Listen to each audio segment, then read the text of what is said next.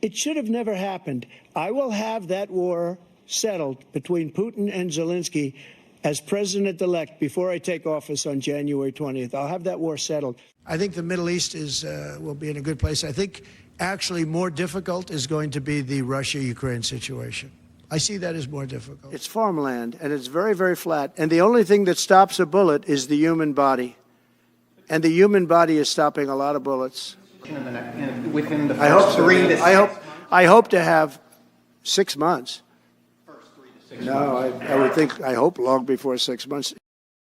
You saw in that clip there I guess the progress of Trump and his mentality. First of all, he's going to have this solved in 24 hours. And then it was actually, well, I'm going to have it solved before I even get into office. And then it was well, it's a little harder than I thought. And now it's 3 to 6 months, maybe, and hopefully before 6 months. I think as the reality starts to appear more to President Trump, he realizes that this is going to be a more difficult situation. How do you read, Doug? And by the way, let me welcome back Doug Macgregor, CEO of Our Country, Our Choice, highly decorated combat veteran. First of all, Doug, just welcome to the show. I don't think we've had you on yet in 2025. No. Happy New Year to everyone. Yes, and certainly grateful to have you on here. And we're especially despite your, or even in addition to your normal high qualifications for all these stuff, you for a period of time worked for Trump at the end of his first term. So you kind of have a window of how he may think. And I just wonder what your thoughts are when you see this trend progression from his initial conversation about 24 hours to now 3 to 6 months. Well, a couple of things to keep in mind. First of all, I think he's misguided in thinking that the problems in the Middle East will ultimately solve themselves more quickly than what's happening in Eastern Europe. I think he's apt to be very disappointed on that front as well. In fact, I think it may be infinitely more difficult. As far as understanding President Trump, you need to understand the people around him. And if you look at the people that he surrounds himself with and listens to, it's not surprising that he would have made any of those comments. I can't think right off the top of my head about anyone who may be more uninformed about reality in Eastern Europe, Ukraine, and Russia than Keith Kellogg or his sidekick, Fred Fleitz. And it seems that those two had presented a way ahead that Trump eagerly accepted. And if you look at some of his,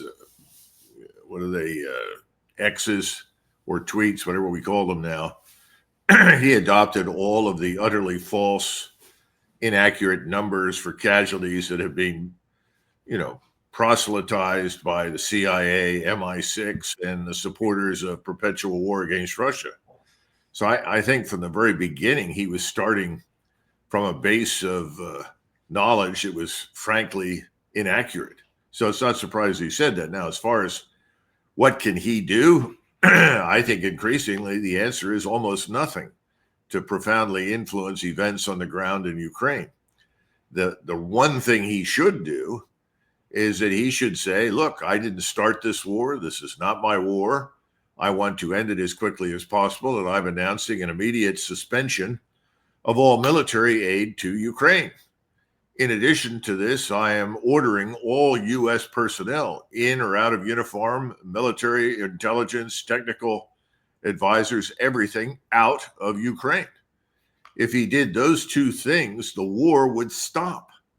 That's what needs to be understood, because the Ukrainians obviously couldn't continue, and I'm sure Mr. Zelensky would be either in his wife's Bugatti or in their private jet flying off to Italy or somewhere else to spend their ill-gotten gains. There are hundreds of millions of dollars in cash that they've stolen in the course of this war from the United States and its allies. Yeah, you mentioned Keith Kellogg there. Even he has kind of changed his tune a little bit the closer we get to Inauguration Day. Here he was on Fox News a couple of days ago talking about how he wants a fair deal. I really do have a lot of confidence in his ability to actually get to a position where this war is actually over. And I think what people need to understand, he's not trying to give something to Putin or to the Russians. He's actually trying to save Ukraine and save their sovereignty. And he's going to make sure that it's equitable and that it's fair. It will set the conditions for the president, and then he'll eventually get to a position where he'll be talking to President Putin and also President Zelensky as well. And I think they're going to come to a solvable solution in the near term. And when I say by the near term, I would like to set a goal on a personal level and professional level. I would say let's set it at 100 days and move our way back. So if he doesn't do what you suggested, Trump, at Kellogg's insistence, which is, all right, we're going to stop immediately cessation of all the support, et cetera. If he doesn't do that, what basis does he have to negotiate something within 100 days that's going to be acceptable to all three of those parties? Effectively nothing. I mean, the problem you have in the Trump camp is that everyone's running around saying, we need a win. We need a win in Ukraine. We have to have a win in the Middle East. We need a win in Ukraine. We need a win in the Middle East. Everything's about a win. Well, there's nothing to be won in Ukraine. There never was. We've dragged this war out. We're the cause of it. We installed this government in Kiev in 2014, and we've been subsidizing what is effectively an organized crime state. And all the people involved in this in the government are crooks. I feel badly for the Ukrainian people that have been misled by all of this and dragged into this abyss. But the truth is, we can't fix it. It's beyond our ability. And the Russians aren't going to trust anything we say. So we say, oh, well, we accept Ukrainian neutrality. All right, fine. Then they say, we want a comprehensive arrangement for security for Russia and for NATO and for the European people who border Russia. A perfectly legitimate ask in my judgment, but we don't want to grant that because that doesn't look like a win for us. Because what it means is that we stop interfering in other people's affairs in Eastern Europe. We get out of the area. We leave Ukraine. Oh, we can't do that. It'll look like we lost. We lost the day we decided to involve ourselves there. We did. I think it's pretty evident to anyone who's willing to look at the reality of the situation, which we do frequently when we have you on the show here.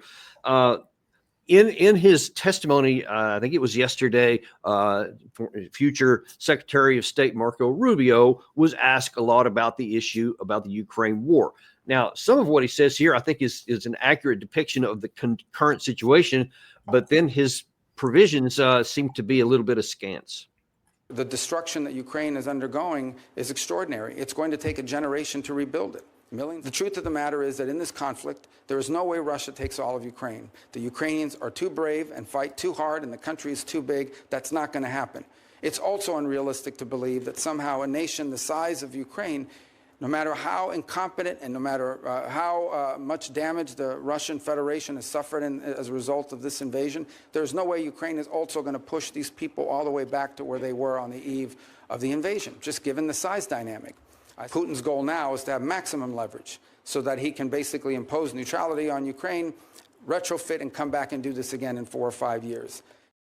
Okay, so several things I want to ask you. Some of it I think is right in terms of especially the harm that's been done to the Ukraine side, but a couple of things he said there was important. One is he said that there is no way that Russia could take all of Ukraine. Do you agree with that, first of all? Russia has never been interested in taking all of Ukraine. The war had nothing to do with any of the things that he and Bill Kristol, his mentor, and the other neocons are saying. This war was about the plight of the Russian people living inside Ukraine. That's where it started. That's what the Minsk Accords were about. And of course, we know that the Minsk Accords were just buying time for Ukraine to arm up for its war with Russia. So the first thing is the underlying assumptions are false. Now, could Russia march to the Polish border if it wanted to do so? Yes. There's no question about that. Russia doesn't want to do that. Russia doesn't want to rule the rest of Ukraine. Russia simply wants that part of Ukraine, whatever it turns out to be, west of the Dnieper River, I suspect, to be neutral on the Austrian or Finnish models, probably on the Austrian model. No foreign bases, no foreign forces, so that it poses no further threat to Russia. Russia has not fought this war to give anything away at the negotiating table that would result in a future conflict. And if you listen to Rubio, you listen to all of the neocons, they want this war to continue indefinitely. Everything is about a pause, if you will, followed by a resumption of war to destroy Russia and the evil state that it represents. So that's hopeless. And then one of the other things you said in there was that, however incompetent the Russians may be, hard for me to really get my hand around that but it is a commonly held view that the Russians are incompetent, even though they completely thwarted an offensive attempt by Ukraine in 2023, and since that time has just been methodically grounding down the Ukrainian army and eating up territory. What do you say when you hear these people say stuff about the incompetence of the Russians? It's the wholesale embrace of this mountain of lies designed to justify perpetual conflict against Russia. It is not in America's interest. The people who are pushing these things the hardest are not even Americans, in my judgment. These are people with backgrounds and connections that reach back over 100 years into the region. These people are fighting old agendas. They're resurrecting old anger, old hatreds in order to keep this thing going. So, Dan, there's nothing we can do. If President Trump refuses to reach beyond this very small universe of people that are misinforming him, and he's not going to listen to people that are going to tell him the truth, even though some of the truth did, as you point out, come out with even Rubio.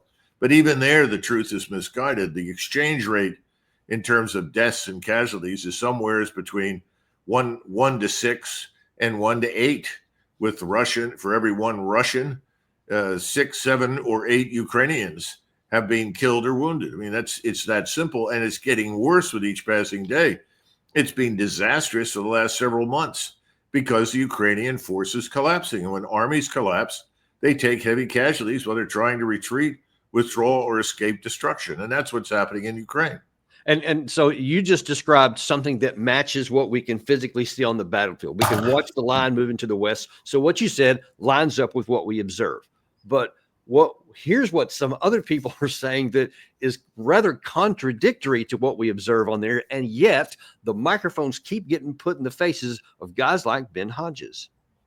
Putin, on the other hand, much weaker now than he was a year ago. The obvious hundreds of thousands of casualties, lost equipment. The Russian defense industry is in the toilet, and they lost their Syrian ally, Bashar al-Assad. Russia did not even have the capacity to save Assad and to keep doing what they're doing in Ukraine. I think the Trump team sees this, and that maybe their own calculation is changing about how they interact with Putin. I just almost don't even know what to say. Why this guy keeps saying stuff like that when everything on the ground is the opposite? It's he's on the payroll. I mean, I don't know if he's still at this SIPA organization that is, virulently anti-Russian, and the people that own that and finance it are equally anti-Russian. So he's being paid handsomely to say those things, and there's no accountability for any of the lying. None. I mean, that's the biggest problem in Washington. Somebody said to me the other day, we're dealing with state-sponsored media in the United States. And then another person said, not really. We just have billionaire-sponsored media. In other words, billionaires own the government. Billionaires are setting the policy. Billionaires are telling the lies, and everybody is supposed to believe it. It just simply comes through the media that people used to think was capable of telling the truth. It isn't now. There's no truth. They're just narratives. He's part of the narrative. It's enriched him. It keeps him flush in cash. He's going to continue that to the bitter end, unless there is accountability. I don't see any evidence that there will be in the short term. Yeah, unfortunately, it's not. But that's the kind of thing that one of the problems with the mainstream media is because those guys like him keep getting the talking points and getting to go in front of the camera. Jumping back to Rubio here, now that he's going to, in the next segment here, he's going to talk about what Trump is going to do. So he first laid out what he views as the circumstance on the ground. And then he was asked, what is Trump going to do about it? And so the problem that Ukraine is facing is not that they're running out of money, it's that they're running out of Ukrainians. There's a size differential here that's important. Now, what Vladimir Putin has done is unacceptable. There's no doubt about it. But this war has to end. And I think it should be the official policy of the United States that we want to see it end.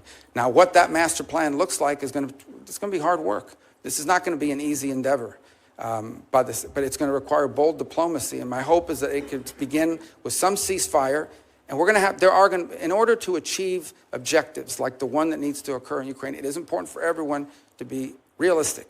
There will have to be concessions made by the Russian Federation, but also by the Ukrainians, and the United States has lent itself there. It's also important that there be some balance on both sides. In essence, it will be difficult to achieve this objective of a ceasefire and ultimately a peace settlement unless both sides have leverage. And do you think that both sides have leverage? Does the United States and Trump have leverage? No, we have no leverage at all. We have worked ourselves into a position where threats of sanctions, threats of action, all of those have fallen on deaf ears now. I don't think anybody in Moscow pays any attention to anything we say anymore. Well, I think they do, at least insofar as they continue to worry about our readiness to potentially use nuclear weapons against them. Yes, and they're worried about that. But beyond that, no, I don't think so. Here's the problem with Rubio's entire approach. All the governments in Europe, the major governments certainly, France, Germany, Italy, I think eventually Great Britain, though it doesn't look that way today, all of these governments are going to fall into the hands of nationalists. And Rubio and his friends and backers are going to be horrified, claiming that Europe has become a Nazi movement or something, which is just crap. Nationalists don't want to be dragged into wars and see their countries destroyed needlessly. People who are not nationalists, who are internationalists, globalists, Rubio is clearly one of those, are not worried about those things. Those countries just contain people who are fungible commodities. How many have to be sacrificed for the greater good of changing the world to suit them and their so-called rules-based order is all it counts. But he doesn't understand that these governments are coming to a climax. You're going to see it in Germany. You're going to see it in France. People are going to watch a government come to power, and then they're going to say, well, that's not so bad. And they're wrong. It's still somewhat globalist in its orientation. It's not going to last. This process is going to continue until nationalist governments replace everything that's out there. If you look at Tusk in Poland, he's hanging on by his fingernails. Slovakia, Hungary, Croatia, these are already nationalist governments. Austria is a nationalist government now. Everybody is saying, what is in our interest? The EU does not act on our behalf. The EU is part of the problem. NATO is entangling us in wars we don't want to fight. Everything that Rubio takes for granted assumes, the key assumptions being that nothing really has changed, are false. It's all wrong. And at some point, these governments are going to say, thank you very much, get out. We're not interested in fighting in your war. Well, you It's know, already true. People in Poland are always saying, listen, we don't want to die for Ukraine. We don't even like the Ukrainians. So the problem is this is all going to go away. He's going to have no influence, and Trump will have no influence. The best thing that he can do is read the tea leaves, do the things we discussed at the beginning, and then say, I am happy to host a peace conference where the states that border Russia and the Russians and Ukrainians can all sit down to work out their differences and come up with a solution. Instead, he is acting as though we have to provide the solution. Not only have to provide it, we must impose it. We can't. Those days are over. This is a new world now. The Russians aren't going to put up with it. Nobody else in the BRICS community will, and increasingly that's going to be true for Europe. Yeah, you know, you mentioned at the start of this that the incoming administration and all the people that are working for Trump are trying to get a win out of this and put a good face on it. And I think Rubio's trying to thread that needle by, you know, admitting that Ukraine's never going to win back its territory and they're going to have to make concessions, et cetera. But then he tries to have it kind of both ways by saying, and the Russians are also going to have to give up some things in order, he said, to get a ceasefire. That's apparently what he thinks is going to start this process. But to your point a minute ago about what the Russians think and say, they're saying, yeah, that's a no-go. We cannot be satisfied with empty talk. So far, all we've heard is talk about the need to come up with some kind of truce. And it's not particularly hidden that this truce is needed in order to gain time to continue pumping weapons into Ukraine. A truce is a road to nowhere. And certainly it is, because Russia doesn't need a truce. Russia doesn't need a ceasefire. They're winning already on the battlefield, and their manpower, they continue to restock the kitty every day, every month. They actually bring in somewhere around 1,000 recruits per day. And I don't know what their casualty rates is, but it's less than that. So they're able to continue to grow their forces, whereas, of course, it's shrinking on the Ukraine side. So if Rubio's thinking that we're going to try to get a ceasefire to start the process, I think the battlefield is going to have a different outcome. Oh, absolutely. He's King Lear in the storm raging at the weather. It's a waste of time. It's going to go nowhere. But again, you're correct. Everybody thinks that there's got to be a win. Nixon and Kissinger were trying to construct something that could be billed as a win.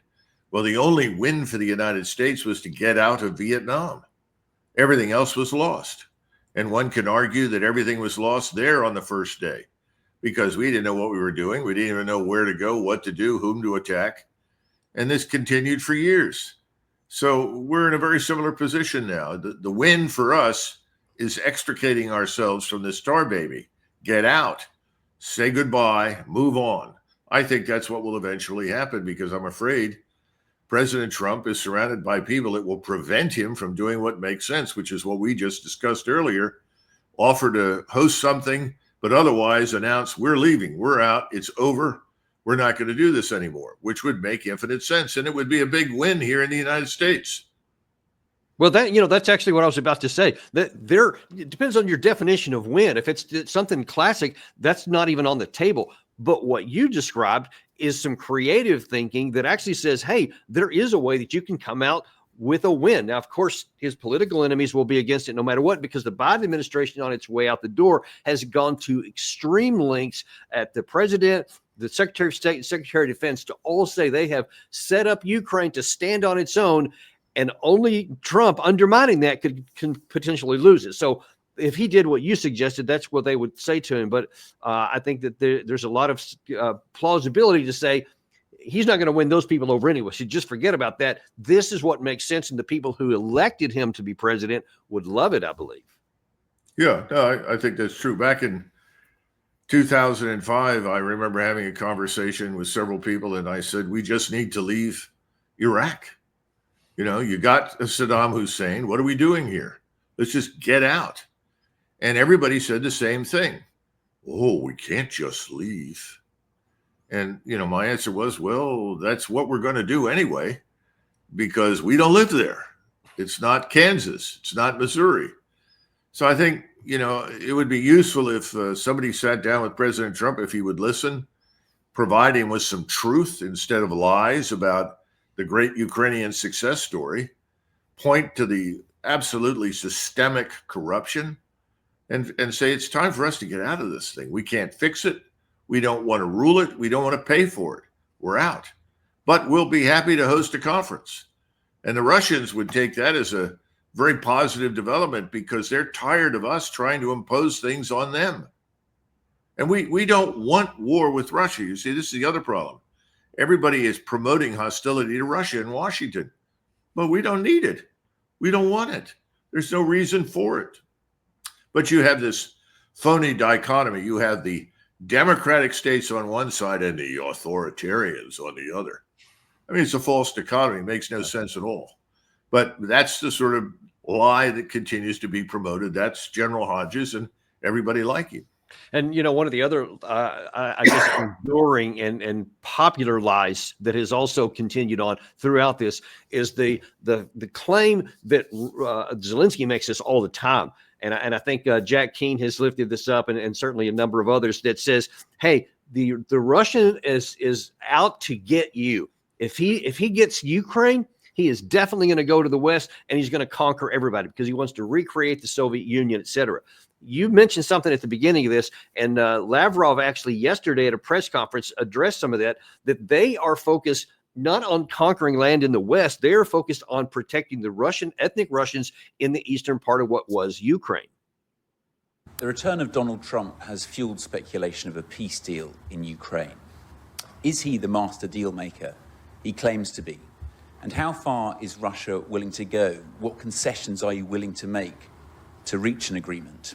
Neither the narrative nor anyone's discourse has addressed the rights of Russians, whose language, whose culture, education, media, and whose canonical religion were banned by law in Ukraine. There will be no serious conversations if the West pretends that this is normal.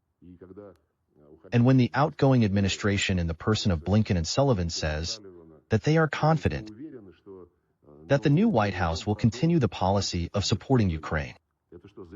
Is this a testament to exterminate everything Russian as before? Now, so people can understand what he's talking about. He's not just talking about the ethnic Russians on the Russian side of the line of contact here, but the apparently the minimum that Putin will settle for is all 4 of the oblasts that they annexed, and that includes all of this gray area right here, which is still fully controlled by the Ukraine side.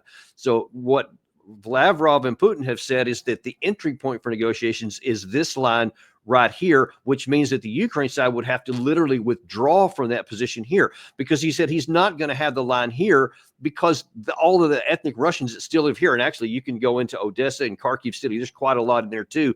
And that's what animated them to make the what they called a special military operation in the first place, is the needs of the ethnic Russians over here. So if it's not going into the West, but it's here, it seems to me, again, to your point that you made earlier, that this is something that the Western side and possibly the Trump people here are misunderstanding about what the objectives are of the Russians. So it's hard to come up with a negotiated settlement if you don't know what the Russians are really after. And I can't hear you, Doug.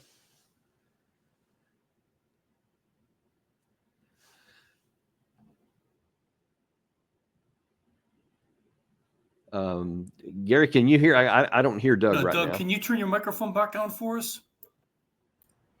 Here we go. When the Russians intervened in eastern Ukraine initially, the argument was, well, the Russian army is too small. It's not well enough equipped. It's not sufficiently trained. And they're losing to the Ukrainians, who are so much better.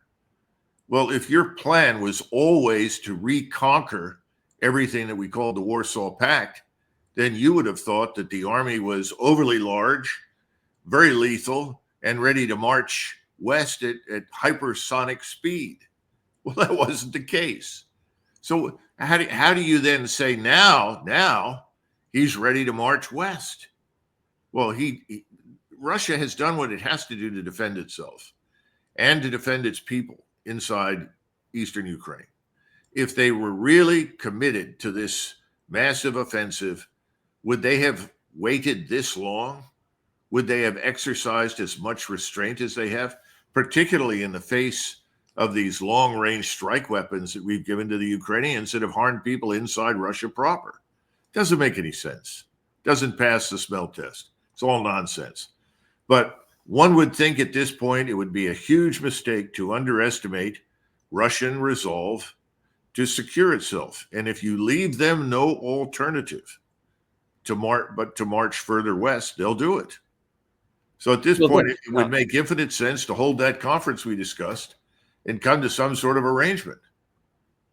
Right. That's exactly what I was going to say, or what I was going to ask. If Trump goes by what the Kellogg and the Rubio plan seems to be, which is try to freeze the contact on the current lines here and just give up whatever Russia has taken so far, if they're not willing to look at the people in the rest of the ethnic Russians that are on the other side of that line right now, or Putin's 14 June lines, which we just showed you on the map right there. If Trump doesn't have a negotiate with that, what is the Russian alternative? What will they do instead? They'll continue to advance to the west until they have advanced to, I think, ultimately the Dnieper River, because that at least provides them with a natural barrier. And that historically, if you go back and look at maps from, say, 1400 forward, most of the time that river was the boundary between what we call the West and the East. Beyond the Dnieper, there were some Russians, but there were a lot of Mongols and a lot of Tartars and Turks. And Kiev, when it fell into Russian hands, had been a Lithuanian-Polish fortress designed to protect the Polish-Lithuanian Confederation. Well, we can go back over this forever, but the point is that that would be feasible. I mean, if I were sitting on the Russian general staff, that would be my recommendation. Let's at least secure the river line. That gives us a natural defense, gives us a buffer in the event that we have to fight again in the future. But I think the Russians don't want to fight again in the future. They would like to put an end to this, but to do that, they need everybody to sign on for a solution. We are not advocating a solution. We're advocating obstruction that'll prevent any solution because we refuse to listen to anything the Russians say and take it seriously. To what extent do you think the prospect or the possibility that when Putin set those 14 June lines, which apparently are still the minimum discussion, all that area I just showed you, that they said that because they believe that that Trump won't be able to agree to that he won't be able to negotiate a way to land that Ukraine hasn't lost in war. And so Trump won't agree to that. And then that provides the pretext for Moscow to go all the way to the Dnieper, i.e. that's actually their operational plan right now. They intend to go to the Dnieper River. I'm not on distribution for this sort of thing from the Russian general staff. I don't know. I would put myself in that position and I would reach that kind of conclusion. I mean, how did the Rio Grande become our border with Mexico? If you go back and look at the discussions that were held in 1846, 47, that was a natural barrier.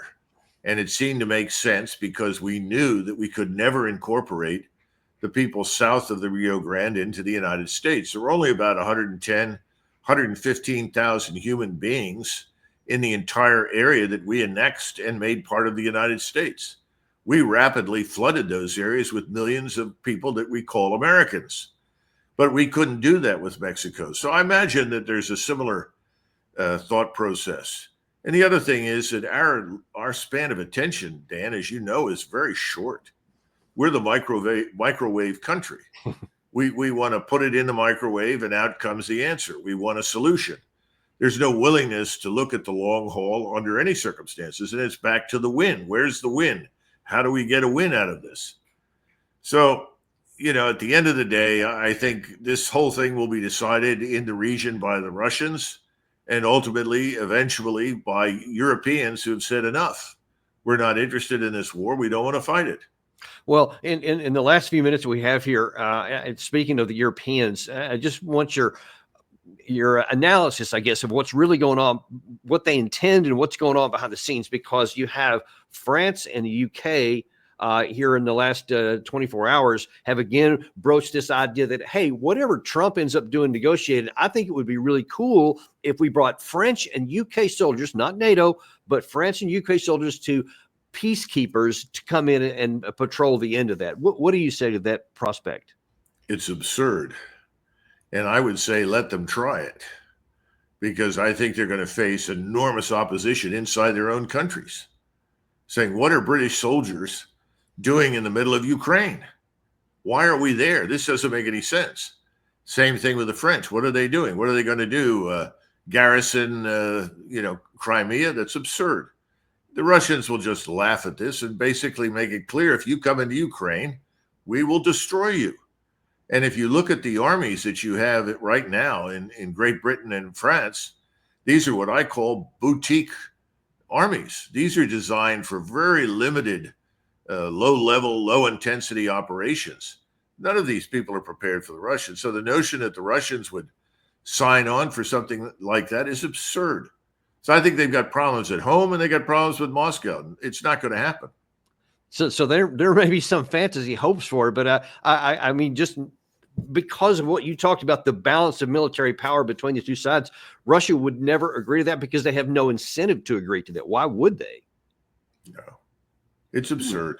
It would be absurd for us. I mean, look at our army. It's in no way prepared to deal with a Russian military establishment. And my God, the logistical constraints on these operations and the cost, it's absurd. But Doug, help me understand something here. What is the thought process behind the authorities in the UK and in France to even, because it seems to me that they actually believe that that's a theoretical possibility, that somehow it would do something. But it takes about a second lieutenant level of analysis to just look at this and say, well, as you said, absurd.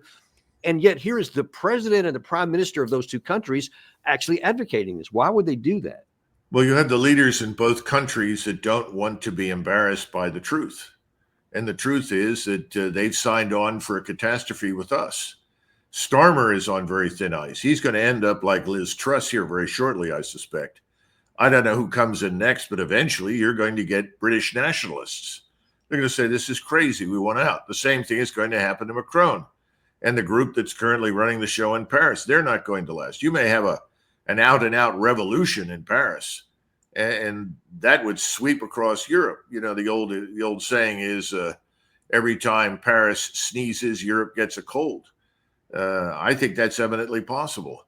Germany is a pre-revolutionary state, but the Germans, of course, are very stalwart believers in the rule of law. They're going to stand back to the last possible moment, but the French won't. I think you might see more immediate violence and uprising in France. But the point is, none of it's doable. And the generals that run these forces privately know that.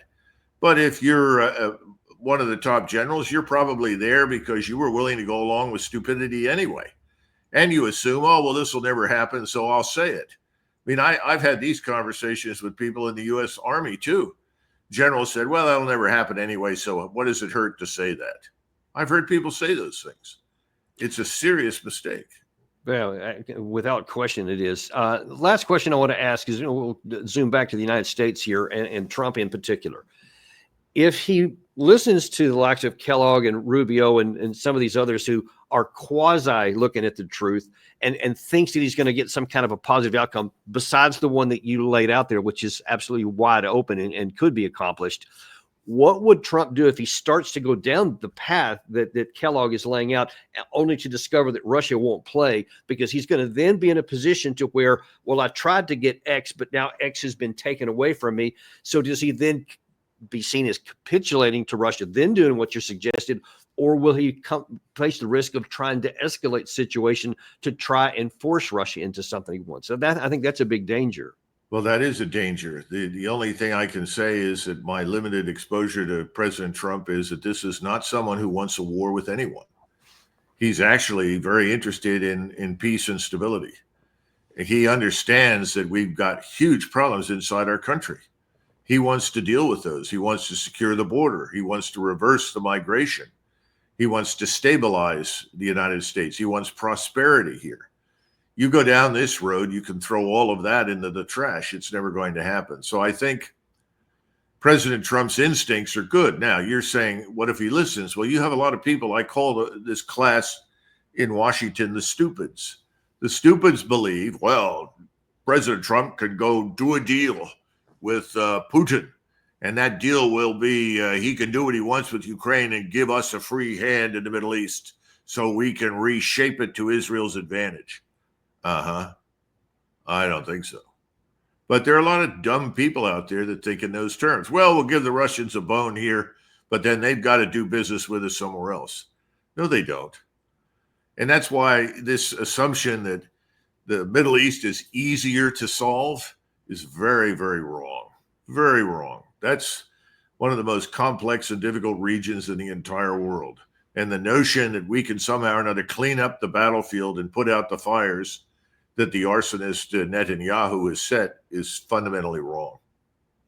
Yeah, and I think we're going to find out about that. Well, listen, we certainly hope that that's exactly the way it turns out, that Trump recognizes that before he gets into that situation there, because the course of action that you laid out there really is the only one that I see is plausible, given all of the ground truth realities, diplomatic, military, and political, that he could take. And then that benefits him. That allows him to pivot over to all those things you just mentioned, which are actually in his power to do something positive with for the United States. And I certainly hope that he gets that's done there. But before we let you go, anything new going on in our country, our choice world that you want to let us know about? Yeah, actually there is. We've now published a 5-point program where we're going to concentrate all of our effort, all of our resources. And those 5 points are very simple, but I think they make a lot of sense. The goal is the same. We want to replace most of the people in Washington with people that are actually interested in the United States and will represent the interests of the American people. And that mechanism is a movement, a third movement. that ultimately could become a third political force. But in the meantime, we want to make America secure, and that means putting an end to these overseas interventions along the lines we were discussing and focusing on the border, our littoral waters, and securing our population. Second is make America safe. That means destroy the criminality, this wave of criminal activity that comes with drugs and open borders, and then reverse that to the extent that we're able. Then make America prosperous, which is to start focusing not so much on fighting the rest of the world and punishing the rest of the world with tariffs on everything in sight, but to look at what we can do here at home and take trade as it comes and try to make it mutually beneficial. And then also to look at making America healthy. And this is something that RFK Jr. talked about that I think is very important. We have a very unhealthy population right now. You know that. We know that from the experience of recruiting for the military. And then finally, make America smarter. And that means we've got to change the way we educate people, make education a path to employment. And that's Our Country, Our Choice is focused there. We're partnering with a lot of great organizations. We think it can happen. And we think that Donald Trump can actually play a very leading role in all of that if he wants to. But, we don't know what goes on behind the scenes. And we hope for the best. And we're going to give this president a chance and support him to the extent that we can. Well, man, who's to argue with any of those points? Those are great. I would love it if he adopted all 5 of them, because that would actually benefit the United States instead of going down these rat holes that just nothing but cost us everything. So I appreciate you doing that. And we invite people to go to our Country, Our Choice. Gary had it up on the screen there a second ago, and find out more about that. We appreciate it. Okay, we'll be in touch. Thanks, Dan. Thanks a lot, Doug. We appreciate it. Also appreciate you guys. Be sure and like and subscribe if you haven't done that yet. That makes more, that helps us out a lot more than you may think that it does. Also to let you know, here at, I believe it's 3:00 this afternoon Eastern time, we're going to have the ever wonderful and delightful Alex Mercurius of the Duran's going to be on the show. He's going to talk about NATO preparing for war with Russia. I didn't get into that too much with Doug here, but there's some comments that have been out by the new Secretary General Mark Rutte about getting ready for war with Russia. I mean, if you think that's crazy, just tune in to find out more what Alexander has to say about that. We'll see you at that time on the Daniel Davis Deep Dive.